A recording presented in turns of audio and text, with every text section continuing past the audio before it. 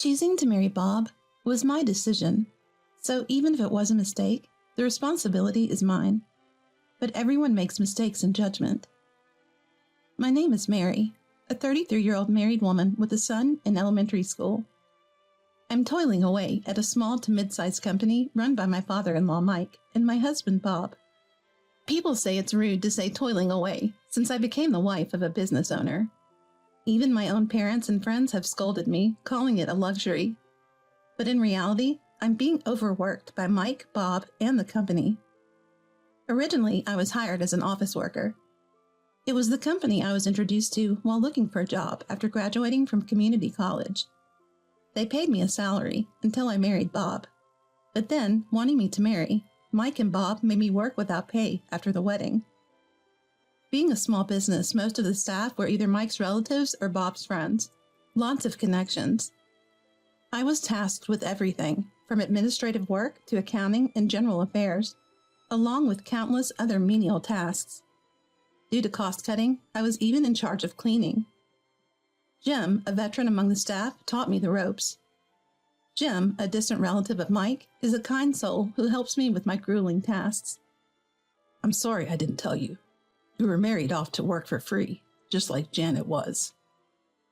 Janet was my mother-in-law, a refined, calm, and kind woman, one of my few allies. According to Jim, Janet was actually Mike's cousin. Her parents decided on a marriage that turned out to be even more challenging than mine. My son Henry is kind-hearted and worries about his mother in these harsh conditions. But Bob, Janet's son, was similar to Mike. Arrogant, blustering, and never sparing a thought for his struggling mother, Janet. A man who doesn't cherish his own mother won't cherish his wife either. In this company, in this home, that kind of justice prevailed. Janet was very kind to me. She helped me, overwhelmed with housework and my job. Mike and Bob piled work on me and then expected me to take care of the household too. When I laid out takeout from the deli due to exhaustion, it caused an outrage. Even when Janet said, "Mary is tired. I will help her," it was to no avail. You're supposed to devote yourself to me once we're married. Stay out of this. Janet did her best to support me, but there were limits. After Bob had a son, he stopped paying attention to me. He'd disappear, leaving the house for days on end. Mike did the same. Yet they had the audacity to call me and Janet useless. A woman who can only bear one child is useless. Henry isn't cute like Mary. Is he really my child?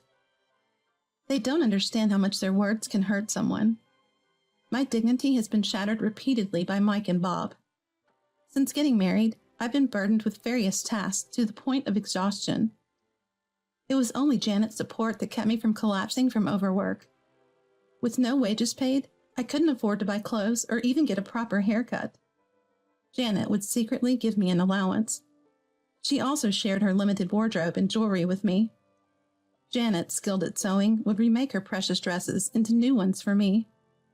"I'm sorry this is all I can do for you." The clothes Janet crafted with love were beautiful. Above all, I was grateful for Janet's warm heart. "Thank you, Janet. I can't believe you fixed my favorite dress," I said with tears in my eyes, and Janet just smiled. In her youth, Janet had attended a fashion design school, so she was a whiz with a needle and thread. She confided in me that she never wanted to marry Mike. She knew all too well his arrogant ways, having grown up with him as her cousin. But her parents had arranged it, and she felt she had no choice but to comply. After the wedding, Janet was treated terribly and was deeply unhappy. Even while pregnant, she was overworked by Mike. I was living the same fate. If Janet hadn't been there to help me, working right up until my due date, both my baby and I would have been in danger. Bob, who felt no love for his son Henry, never lifted a finger to help with the baby. And Henry, he never grew attached to his father or grandfather. He saw them as adversaries, witnessing how they treated his mother and grandmother. Henry was always by our side during the tough times. Despite his young age, he was aware that he was the man of the house. This didn't amuse Mike and Bob at all. When Henry showed defiance, Mike and Bob blamed me. "He doesn't respect his grandfather. That's on you and your bad parenting." You're to blame for not educating him right. You're useless. They'd yell. I was so frustrated I felt like crying. But Henry, as smart as he is, caught on quickly. He knew his father and grandfather were the worst. For a 10-year-old, Henry spoke like an adult. And when it came to defending Janet and me, he was organized and direct in confronting Mike and Bob. You can't expect blind respect, not for a father or grandfather who don't deserve it. Can't you see that? Mike and Bob were furious with Henry's words. They scolded him for being insolent, but Henry completely ignored them. Mike tried to win Henry over with a hefty allowance, but it only made Henry despise him more. Bob tried to convince Henry of mine and Janet's incompetence, which backfired. Henry put an end to that by saying, "It's despicable to insult your wife and mother like that." In private, Henry urged me to give up. "Mom, just get a divorce. Staying in this house is only making us miserable." He was right, but it was impossible for me. I had cried to my parents about how hard my life was, but they just scolded me for not being patient enough and being ungrateful to a relatively wealthy husband. So even if I divorced, I couldn't rely on my parents' home. And for a 33-year-old woman capable of only clerical and menial tasks, there was no hope.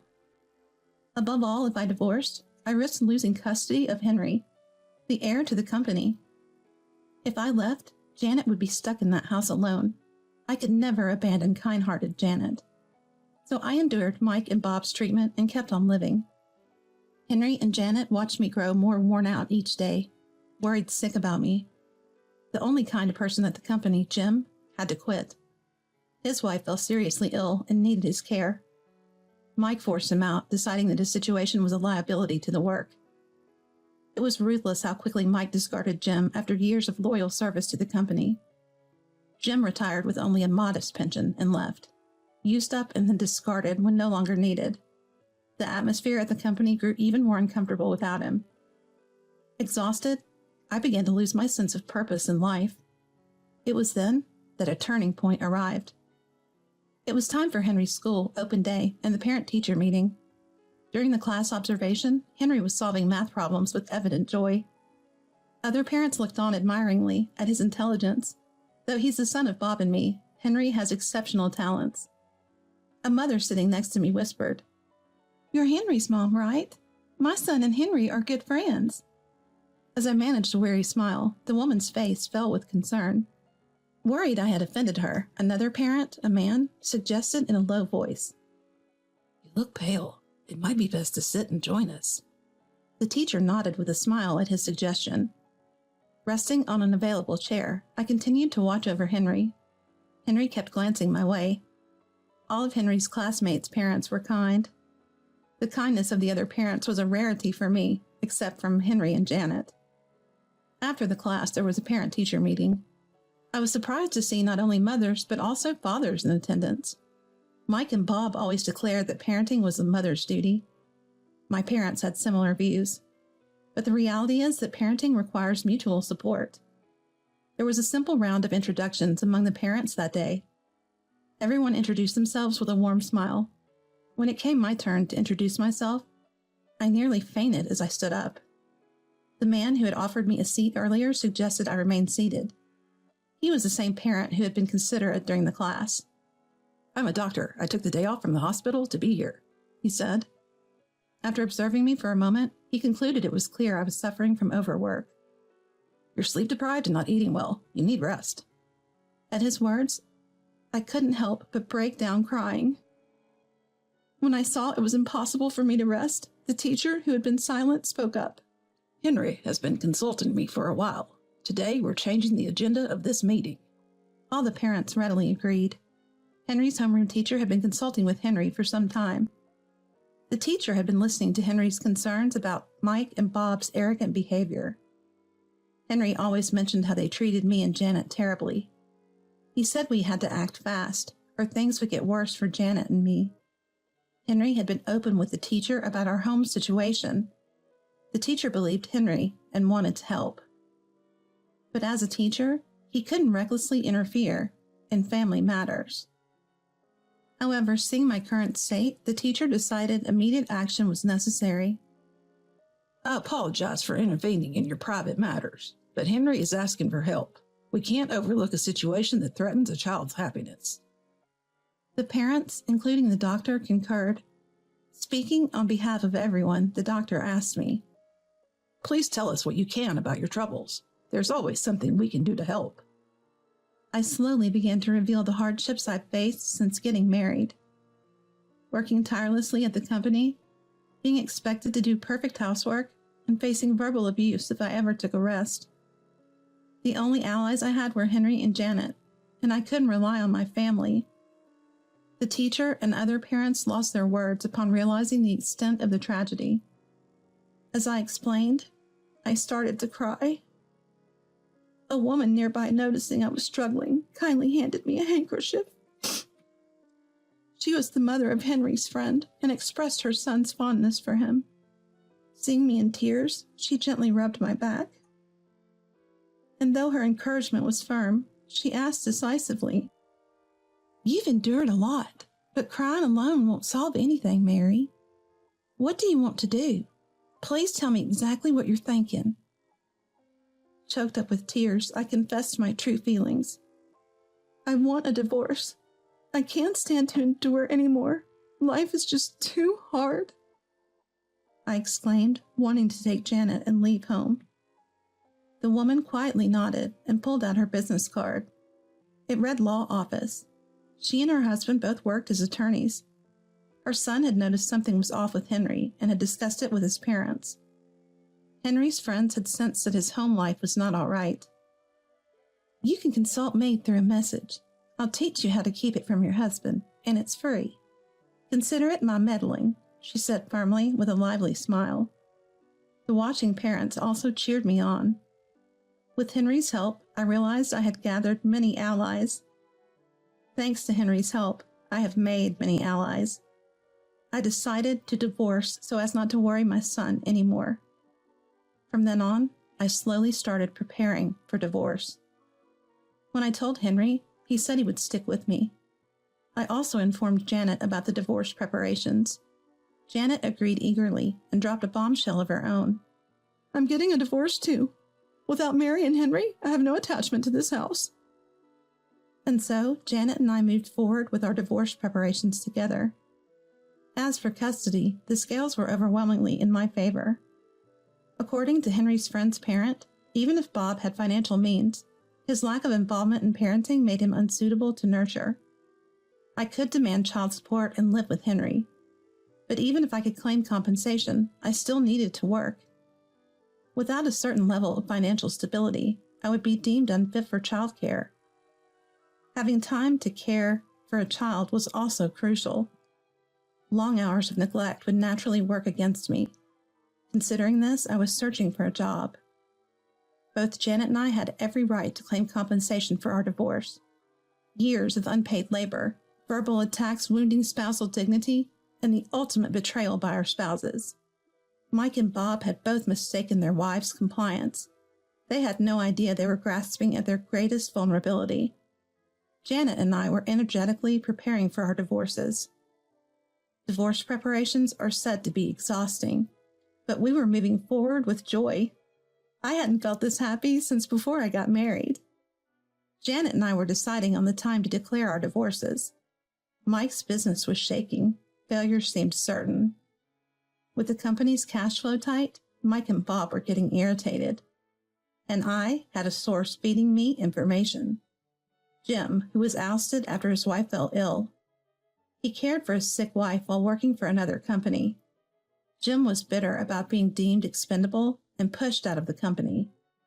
That's when he switched to a job where he could work behind the scenes to bring about its downfall. Basically, it was a company that lent money. Mike must have been struggling with finances since he took out a loan from Jim's company.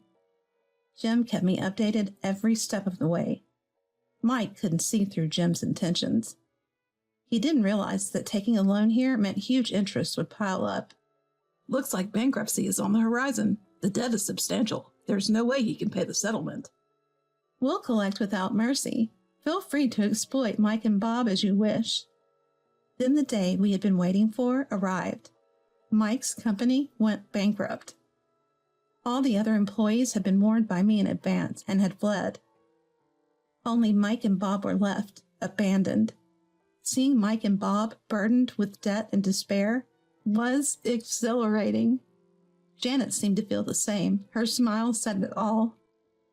Janet and I whipped Bob's despair further into frenzy. "We're getting a divorce. Yes, sign these divorce papers." "Me too. I'm divorcing as well. Please take care of this." Mike and Bob were shocked by our simultaneous divorce filings. Janet and I had been waiting for this moment. We could finally retaliate when those who tormented us were at their most miserable. Mike and Bob started to rage about our actions on their own. "You're abandoning us." "Of course. You never saw me as your wife, did you?" Just as Mike and Bob were about to shout back, Janet chimed in seamlessly. "And you've been having affairs, right? I know about it. Idiot men." Usually poised, Janet's remarks left Mike and Bob speechless.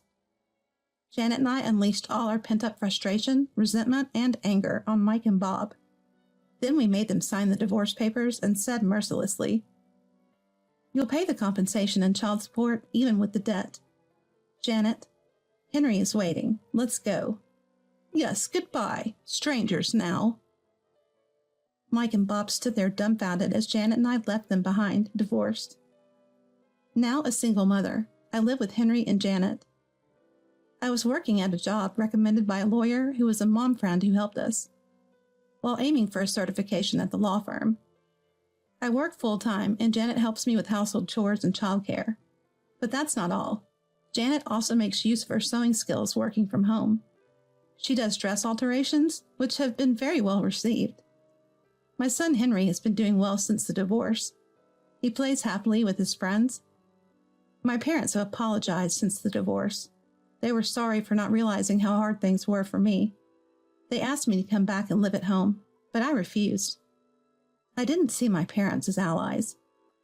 It was more enjoyable living just with Henry and Janet. In my experience, parents are not always on your side. I learned not to have expectations. The ones who reached out to me, aside from Henry and Janet, were not my relatives. Henry's teachers and all the parents gathered together. Those who could have ignored us stepped in to help. Without their efforts, Janet and I would still be in dire straits. I'm truly grateful from the bottom of my heart. Mike and Bob were chased by debts. Jim was cheerfully collecting. Thanks to him, the compensation and child support are being deposited without fail. On a day off, I had tea with some of Henry's classmates' parents who had been kind to us. It was then that one of the moms shared the news. Mike collapsed under the weight of his debts. Bob planned to skip town to avoid his debts, but he was stopped. Now he's working hard labor on a big ship, Jim's referral.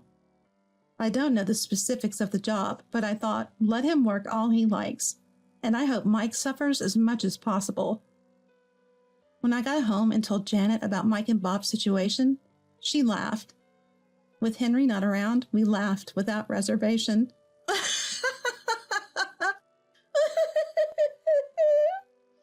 can't wait to claim the next compensation payment. Janet, relentless, demanded the compensation even after hearing Mike had collapsed. I'm busy working as a judicial scrivener after getting my qualification. Henry thinks I'm cool. Mike, evidently exhausted, said he wants to see his grandson. That's up to Henry, so I asked him if he wanted to meet Mike. Innocently, Henry smiled and said, I'll go visit. Jim took Henry to see Mike on behalf of Janet and me. Henry returned home without incident, but the next day Mike passed away. None of us, not I, Henry, or Janet, attended the funeral.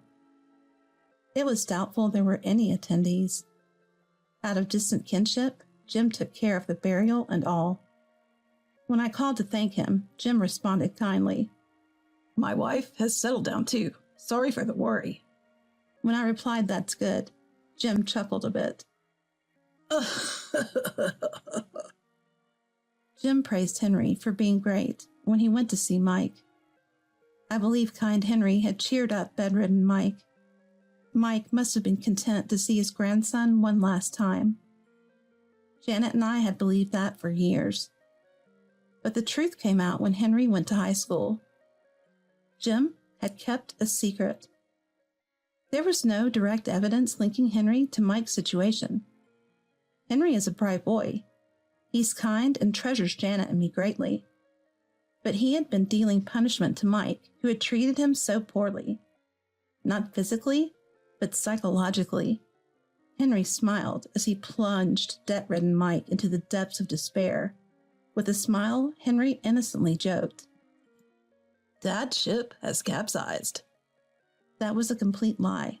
Bob is still on a ship paying off his debts. Years later, I scolded Henry, telling him lies are not okay. He swore to never say it again. Obeying our instructions, Henry no longer tells lies that cause despair. Yet he absolutely refuses to meet his father, Bob.